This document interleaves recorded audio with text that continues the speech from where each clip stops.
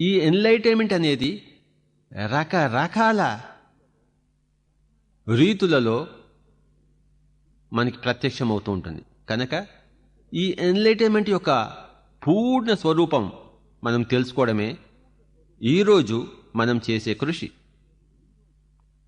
నేను ఈ శరీరమే, ఈ పుట్టుక చావుక మధ్య ఉన్నవాడినే అని అనుకుంటే అది మళ్ళీ చీకటి బ్రతుకు. ఈ సృష్టి అంతా నేనే ఆ సృష్టి అంతా అని తెలుసుకున్న పరిపూర్ణ స్థితే ఎన్లైటైన్మెంట్ స్టేట్.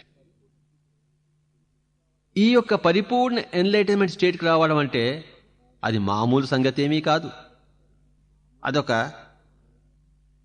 అత్యద్భుతమైన ప్రక్రియ. ఒక హిమాలయ పర్వత శ్రేణుల్లోని ఎవరెస్ట్ శిఖరానికి అధిరోహించడానికి చేసే ప్రయత్నం లాంటిదన్నమాట. నేనే అంతా నేనే అని గ్రహించగల స్థితికి ఎదగగలగడం అనేది ఒక అత్యద్భుతమైన ఎన్లైటైన్మెంట్ ప్రక్రియ. అది సత్యం కనుక ఆ సత్యానికి తక్కువ పాళ్ళలో ఉన్న ఏ విధమైన అవగాహన కూడా ఎన్లైటైన్మెంట్ అనిపించుకోదు.